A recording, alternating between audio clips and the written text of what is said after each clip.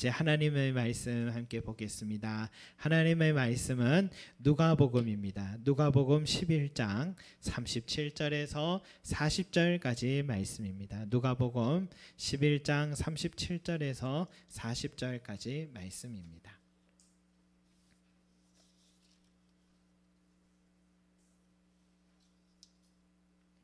누가복음 11장 37절에서 40절까지 말씀입니다.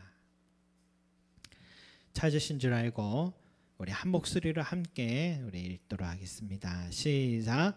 예수께서 말씀하실 때에 한 바리새인이 자기와 함께 점심 잡수시기를 청하므로 들어가 앉으셨더니 잡수시기 전에 손 씻지 아니하심을 그 바리새인이 보고 이상히 여기는지라.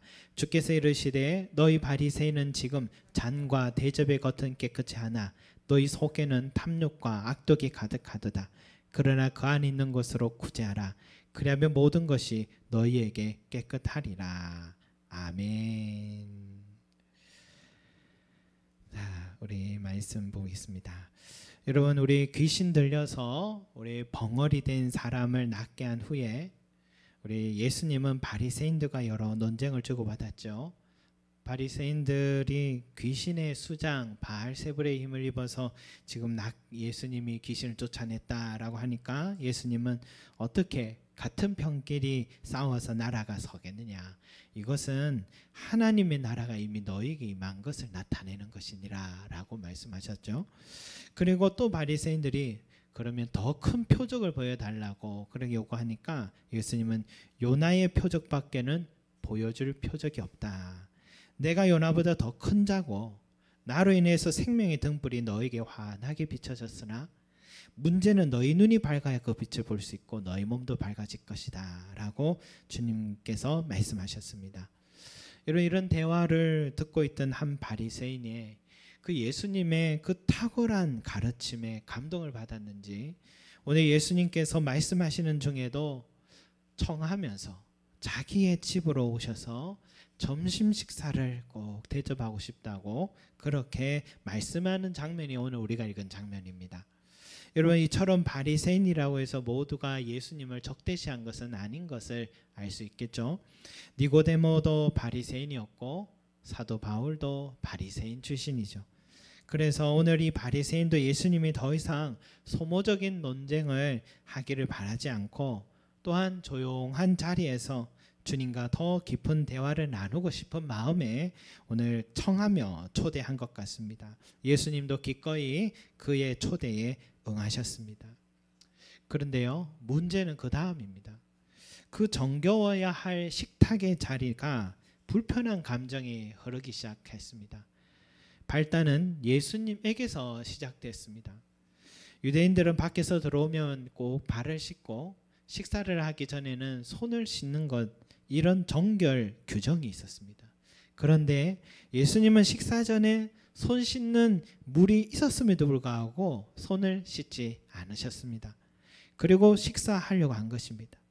그것을 본 바리새인이 이상하게 여겼다라고 말하고 있습니다. 이런 이상하게 여겼다라는 것은 원뜻은 깜짝 놀랐다, 너무너무 놀랐다라는 그런 표현이 이상하게 여겼다는 것입니다. 여러분, 마치 지금도 각 문화가 있잖아요.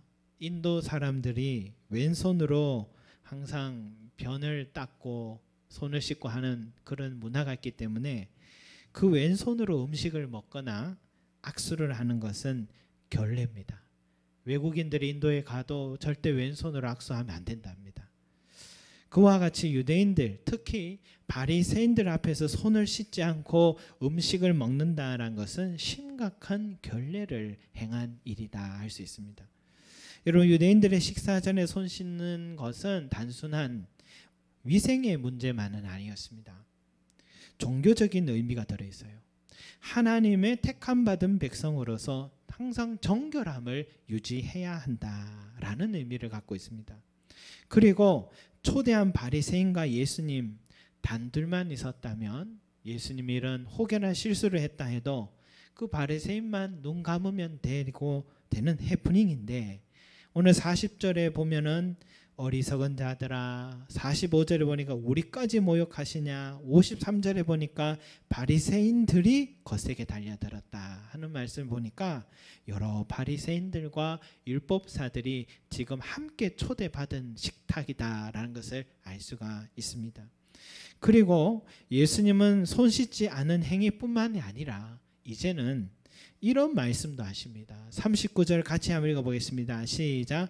주께서 이르시되 너희 바리새인은 지금 잔과 대접의 겉은 깨끗이 하나 너희 속에는 탐욕과 악득이 가득하도다. 한마디로 너희는 지구 최강의 위선자들이다. 겉으로는 점잖은 척하면서 뒤로는 호박씨 까는 인간들이다. 겉으로는 청빈한 척하면서 뒤로는 많은 돈을 쌓아두고 투기하는 자들이다. 여러분, 이 정도 지금 수위의 발언을 주님이 하고 계십니다. 여러분, 밥상 앞에서 이런 말한다는 건 좀채 쉬운 일이 아니에요. 이건 근데 여러분 시작에 불과합니다. 42절부터 52절까지를 가만히 보면 너희에게 화가 있을지로다. 저주의 발언을 6번이나 하면서 수습할 수 없는 상황을 만드셨습니다. 이것은 그저 행동만 안 했지 지금 영화의 한 장면 같아요. 식탁 위에 올라가서 뛰어다니며 2단 옆차기로 바리새인들 향해서 몸을 날리고 있는 주님의 모습을 우리가 지금 보고 있는 장면입니다. 여러분, 왜 예수님이 손님으로 초대받은 이 남의 집 식탁 앞에서 이와 같은 무례한 언행을 지금 하고 계신 걸까요? 여러분, 분노할 수밖에 없는 억한 심정이 있지 않고서는 이것은 설명 안 되는 그런 장면이다 우리는 볼 수 있죠. 몇 년 전 뉴스 영상에 이런 장면이 있었습니다. 미국 법원 현장에서 난동을 부리다가 수갑을 찬 한 남자의 모습이 장면에 잡혀 있었어요. 왜 그 사람이 그러고 있는가? 그 사람은 죄를 지은 사람도 아닌데 그러고 있어요. 내용 이름 이거예요. 미국의 체조팀 주치의가 20년 동안 선수들을 성추행, 성폭행을 저질렀는데 피해 여성만 265명이나 되었습니다. 이 뉴스가 유명했죠. 의료 행위를 한다면서 범행을 저지른 겁니다. 법정에서 그 성폭행범은 변호사와 함께 앉아있고 맞은편에는 증인으로 피해 여성과 그녀의 아버지가 서 있었어요. 판결 중에 피해 여성의 아버지가 갑자기 판사에게 이렇게 말합니다.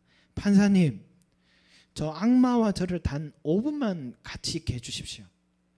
판사님, 저 인간이랑 제가 딱 1분만 같이 있게 해주십시오. 판사님 부탁합니다. 어떤 사람은 웃기도 했고 또 판사는 그 요청을 거부하니까 아버지는 그 성폭행범을 향해서 순식간에 달려가 몸을 날렸고 경찰들은 제지하고 성폭행범은 몸을 피하는 등 법정이 순식간에 난장판이 되는 장면이 영상에 올라와 있었습니다. 여러분, 신성한 법정에서 그런 행동은 있을 수 없는 일인데 그러나 그 장면을 본 수많은 아버지들은 그의 행동을 공감을 했을 것 같아요. 내 사랑하는 딸의 몸과 마음에 깊은 상처를 주고도 저렇게 숨쉬고 살아있는 인간을 눈앞에서 보고서 어떻게 태연하게 서 있을 수 있느냐라는 공감이 있었던 것 같아요. 오늘 예수님의 언행을 이런 관점으로 봐야 할 것 같습니다. 많은 선수들이 주치의를 믿고 자신의 몸을 맡겼더니 파렴치한 행동으로 평생을 상처 속에 살아가게 하고 망가지게 한 것처럼 여러분, 바리새인들이 누굽니까? 평신도 운동에서 시작된 조직들입니다. 이 말은 귀족층에 있는 사두개인들과는 달리 바리새인들은 백성들에게서 존경을 받았고 그들의 율법의 가르침에 백성들은 자기의 삶과 영혼을 맡겼던 그런 사람들이 바리새인들입니다. 그런데 뒷주머니를 챙긴 겁니다. 어떤 뒷주머니냐? 첫째는 하나님께서 받으셔야 할 영광을 자기들이 가로챈 뒷주머니입니다. 시장에서, 광장에서, 성전에서 남들이 다 듣도록 자기들의 선행 11조 금식을 자랑하며 기도했습니다. 나는 저 세리와 같지 않습니다 하며 자랑합니다. 그게 무슨 기도입니까, 여러분? 자기 자랑하잖아요. 여러분, 들어도 갈증 나는 게 사람의 칭찬 아닙니까? 그들은 자기들의 명예에만 관심이 있고 하나님께 영광 돌리는 일에는 무관심한 자들이었습니다. 이런 또 하나의 뒷주머니는 바로 돈이었습니다. 성경에 누가복음 16장 14절에 바리새인들은 돈을 좋아하는 자들이라 라는 말씀이 있어요. 돈 좋아하는 성경 교사가 성경 말씀을 바르게 가르칠 리가 있겠습니까? 헌금 많이 하면 복 받는다 가르쳤겠죠. 바리새인들 속에는 자기를 높이려는 그 우상이 있었고 재물을 우상으로 여겼던 그 우상이 그들의 가슴에 가득했던 것입니다. 그런 자들에게 맡겨진 어린 양들이, 그 백성들이 점점 꼴을 먹지 못해요. 영적으로 허기지고 죽어가기 시작하고 돌봄을 받지 못해서 약탈당하기 시작하고, 그래서 하나님의 선지자들을 이제 하나님께서 보내시면 또 이 바리새인들이 달려들어서 죽이려 들고 오늘 하나님의 아들까지도 죽이려 드는 그 바리새인들이 된 것입니다. 자기들은 지키지도 않으면서 하나님의 법이라고 자기들이 만든 그 규례로 백성들에게 짐을 지우는 행위, 자기들이 천국 열쇠를 쥐고 있다면서 자기도 들어가지도 못하고 백성들도 들어가는 길도 막는 행위. 예수님은 이들 존재 자체가 필요악이라고 여기신 것입니다.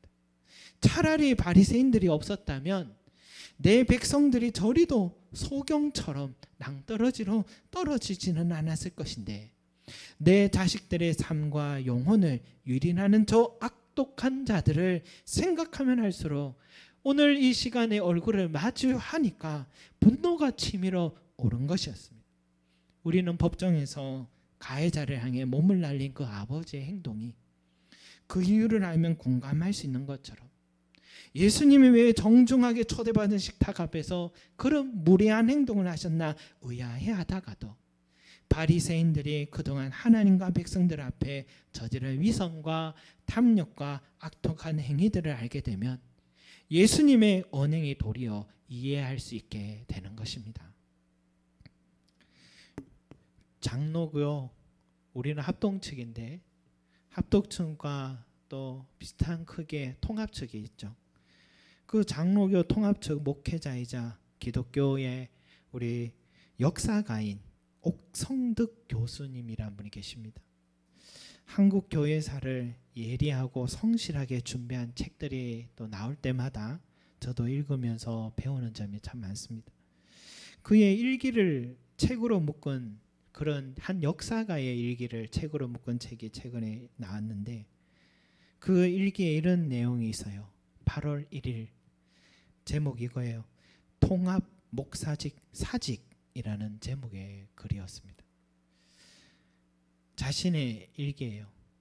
오늘 통합 측 재판국이 8대7로 명성교회 세습을 인정하였습니다. 저는 이 판결이 부당함으로 항의하며 다음 총회 헌법에 따라 예장 통합 측 목사직을 자의 사직하겠습니다. 세습 인정 판결로 장로교회는 80년 전 신사 참배 결의보다 더 큰 죄를 범했습니다. 당시에는 일제의 강제로 결의했으나 오늘 통합 측 재판국은 자의로 결정했기에 통합교단 최대 수치의 날이자 가장 큰 불의를 범했습니다. 통합교단은 오늘자로 죽었습니다. 그러나 언젠가 통합총회가 죄를 덮어쓰고 회개하여 오늘의 결의를 무효로 돌리는 날이 오기를 기대합니다. 주여 통합교회를 불쌍히 여겨 주옵소서. 저는 1993년 4월 21일 통합측 평양노회에서 목사 안수를 받았습니다. 그러나 2018년 8월 7일 목사직 자의사직서를 제출합니다. 이제 저는 더 이상 목사가 아닙니다. 25년간 장로교회 목사로 지내게 해주신 주님께 감사드립니다. 이런 사직서를 통합측에 보낸 것 같아요. 여러분, 얼마나 가슴이 아팠으면 한국교회를 사랑하는 한 역사가로서, 한 목회자로서 자신들이 저지른 그 탐욕과 악독이 무엇인지 모르는 대형교회와 교단 목회자들을 대신해서 목사직 사임서를 제출하는 모습을 보면서 놀라기도 했고, 점점 이런 일들을 너무 많이 보니까 무뎌져 가고 있던 저의 이 가슴이 다시 한번 찡하게 다가왔습니다. 한편으로는 주님의 거룩한 분노에 동참하는 목회자가 있다는 것이 참 감사하고 또 감사하게 다가왔습니다. 여러분, 저도 여러분들도 우리가 산신앙인이라면 정말 점점 타락해가는 이 한국교회를 향해서 거룩한 분노에 동참해야 되고, 그 책임이 나에게도 있음을 인정하고, 우리 한국교회를 위해, 우리 교회를 위해, 목회자를 위해, 나 자신을 위해 항상 깨어있게 해달라고 기도해야 할 줄 믿습니다. 그리고 이 부패하는 냄새가 진동하는 이 시대에 나와 우리 교회가 어떻게 하면 소금의 역할을 할 수 있을지 늘 고민하며 행동하는 신앙인이 되시기를 간절히 소망합니다. 여러분, 또 하나, 오늘 예수님이 손을 씻지 않으신 것이 우리에게 주는 메시지는 바로 그것이 40 또 41절에 있습니다. 우리 39절 40절에 있습니까? 우리 한번 같이 한번 제가 한번 읽어드리겠습니다. 어리석은 자들아, 겉을 만드시니가 속도 만들지 아니하셨느냐? 그러나 그 안에 있는 것으로 구제하라. 그리하면 모든 것이 너희에게 깨끗하리라. 여러분, 이 말씀하신 거예요. 여러분, 정결규례는 피부병이 있는 사람을 멀리하라는 거, 죽은 사체는 만지지 말라는 거, 부정한 음식은 먹지 않는 것, 또 오늘처럼 식전에 손을 씻는 것, 이것이 정결규례입니다. 여러분, 이런 것들은 모두 다 가만히 보면 어떻습니까? 우리 사람들의 몸 밖에서 이루어지는 것들이죠.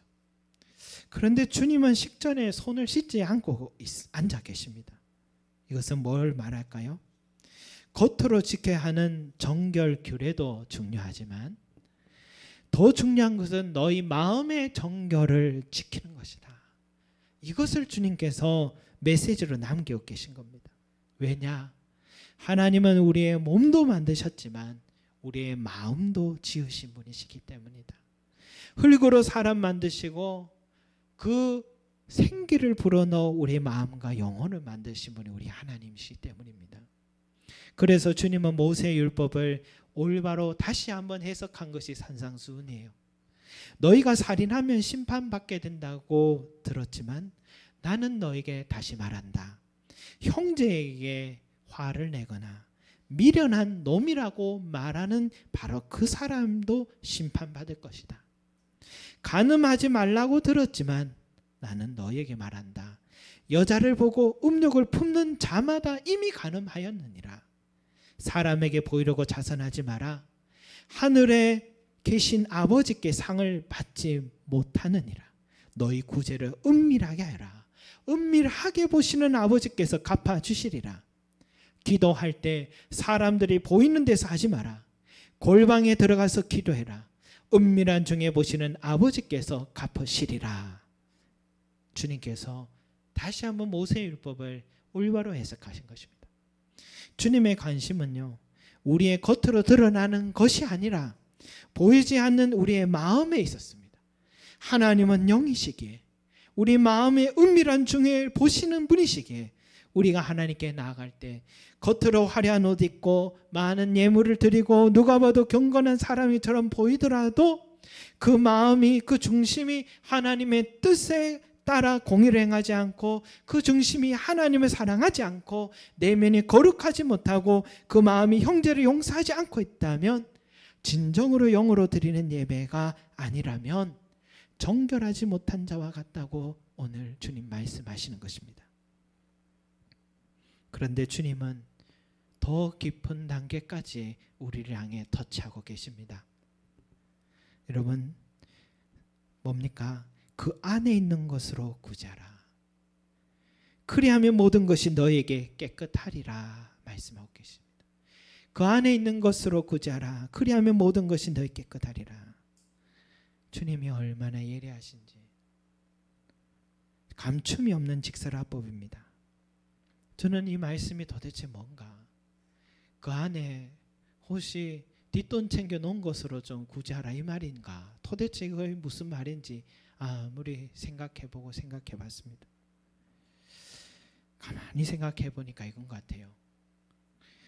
대학 시절에 공부 잘하는 친구, 1등하는 친구가 있어서 그 친구의 노트를 좀 빌려달라고 시험 칠 때, 그러니까 그 친구가 얼마나 착해서 그런지 그 노트를 기꺼이 빌려줍니다. 그런데 나중에 그 친구 노트를 가지고 열심히 시험 공부를 하고 시험을 치는데 여전히 그 친구가 또 1등을 하는 거예요. 아니, 똑같은 자료를 공부했는데 왜 그럴까? 알고 보니까 그 친구는 빌려주는 노트가 따로 있고 자기만의 쓰는 노트가 따로 있는 거예요. 여러분 직장에서도요, 동료에게 기술을 다 가르쳐 주지 않는다 그런 얘기를 하더라고요. 그거 다 알려주면 내 자리가 위태로워지는 거예요. 백신 기술을 공유합니다 하고 서로 조약을 맺어도 핵심 기술은 안 가르쳐 주는 거죠. 사람들은 다 자기 이야기를 하지만 가장 중요한 것은 말하지 않습니다. 자기 가진 것을 자랑하지만 가장 핵심적 자산은 말하지 않습니다. 누구나 자기만의 히든 카드 한 장씩 갖고 있습니다. 그러나 주님은 그 안에 있는 것으로 구제하라 라고 말씀하십니다. 가장 소중히 여기며 드러내지 않고 있던 바로 그것으로 하나님을 사랑하고 이웃을 사랑하라 라고 말씀하고 계신 것입니다. 여러분, 정결함의 목적이 무엇입니까? 거룩하신 하나님 앞으로 나가기 위한 것이잖아요. 바리새인들은 겉만 깨끗하면 하나님 앞에 나갈 줄 알게 됐고 하나님이 받아줄 줄 알았지만 주님은 보이지 않는 은밀한 것까지도 다 보시는 우리 하나님이시기에 바로 그것까지 깨끗해야 한다고 말씀하시고, 어려운 자를 구제한다고 해도 그 감추고 있는 그것으로 구제할 때 하나님은 기쁘게 받으신다고 말씀하시는 것입니다. 여러분, 왜 가인과 아벨의 제사 중에 아벨의 제사를 기쁘게 받으셨느냐, 이제 이해가 돼요. 아벨은 그 안에 있는 것으로 제사를 드렸던 겁니다. 아브라함의 왜 믿음의 조상이 되었느냐, 그는 그 안에 있는 것, 가장 소중하게는 하나밖에 없는 그 자식을 하나님께 내어드렸기 때문에 그는 하나님께서 기쁘게 받으신 거죠. 왜 사울은 내리고 다윗을 높여주셨느냐? 사울 보세요. 아말렉 전쟁에서 승리하고 전리품을 얻으니까 그 전쟁은 다 하나님께 드려야 되는 전쟁 전리품인데 실한 거, 좋은 것은 자기 자산 증식을 위해서 따로 빼놓고 부실한 것만 하나님께 하나님 것이라 한번 내어드렸던 그것을 하나님이 보시고 그의 자리를 내려주고, 다윗은 왜 높여주셨느냐? 그의 가장 중심에 가장 소중한 것으로 하나님 앞에 드렸기에 하나님께 합당한 자가 된 것입니다. 모압 여인 룻이 어떻게 예수님의 족보에 등재되었느냐? 그녀는 자신의 가장 소중한 그 젊음이라는 시간을 그 시어머니, 힘없는 힘약한 시어머니를 위해서 구제하였기 때문에 하나님께서 그 이름을 높여주신 것입니다. 여러분, 그 많은 헌금 드린 부자들은 제쳐두고 2렙돈밖에 드리지 않은 여인을 향해 저 여인이 가장 큰 예물을 하나님께 드렸다라고 칭찬하신 것은 그 2렙돈은 자기의 전부였다고 주님이 말씀하시며 그 안의 것으로 하나님께 올려드렸기 때문인 것입니다. 사랑하는 성도 여러분, 하나님께 참되게 예배하는 자들은 영과 진리로 예배할 때가 오나니 곧 이때라라고 하신 말씀. 그래서 은밀한 중에 보시는 하나님을 염두하고 우리도 살아가야겠습니다. 사람들이 다 입을 모아 나를 칭찬해도 내 중심, 내 안을 보시는 우리 하나님께서 어떻게 나를 보고 계실까? 오히려 이것을 우리는 염두해야 되고, 예배를 드려도 은밀한 중에 보시는 하나님께 지난 한 주간 나는 삶 속에서 아무도 보지 않는 그곳에서 얼마나 예배자의 삶을 살았는가 우리가 돌아봐야 되고, 예물을 드려도 내 마음 깊은 것까지 다 보시는 하나님 앞에 나는 깨끗하고 정결하고 정직한 예물을 드렸는가 살펴봐야 되고, 구제를 한다고 해도 내 안에 있는 것으로 이웃에게 구제하는가 살펴야 하며, 봉사를 드려도 하나님 앞에 합당한 시간을 내어드리고 있는가를 살펴야겠습니다. 하나님은 영이시기 때문에 우리 안을 다 들여다보시는 분이시기 때문입니다. 왜? 우리 하나님도 우리를 위해서 하나밖에 없는 독생자 예수라는 그 안에 있는 것으로 우리를 사랑하셨고 내어주신 분이시기 때문입니다. 그러니 우리도 그 안에 있는 것으로 하나님께 나아가면 하나님께서 그것을 기뻐하시고 정결하다 깨끗하다 하시며 그를 품에 안아주시는 것입니다. 사랑하는 성도 여러분, 오늘 주님께서 손을 씻지 않으시며 또 비난을 들어가시며 또 겉만치지 않은 바리새인과 이렇게 온몸을 날리며 싸우시며 그러시면서까지 우리에게 가르쳐 주시고자 하신 이 메시지를 우리 마음에 새기시는 저와 여러분들이 되시기를 간절히 소망합니다. 기도드리겠습니다. 사랑과 은혜가 많으신 우리 아버지 하나님, 우리는 사람들이 인정해주면 잘하는 것은 줄 알았습니다. 사람들이 칭찬하면 신앙생활 괜찮게 하는 줄 알았습니다. 주여, 우리 모습 속에도 바리새인과 같은 모습이 없는지 돌아보게 하시고 겉만 만드신 분이 아니라 우리 마음속까지도 만드신 하나님이시라는 우리 주님의 음성을 기억하고 내 안에 있는 것으로 하나님께 드리고 하나님을 사랑하며 내 안에 있는 것으로 우리 이웃을 사랑하고 구제하는 우리 삶이 되게 하여 주시옵소서. 정결한 마음 되게 하여 주시고 깨끗한 자 되게 하여 주셔서 겉만 화려한 자가 되지 말고 우리 속도 깨끗한 자로 우리 하나님 마음에 합당한 자 되게 하여 주시고 우리 마음으로 우리 하나님께 나아가는 우리들이 될 수 있게 새롭게 빚어 주시옵소서.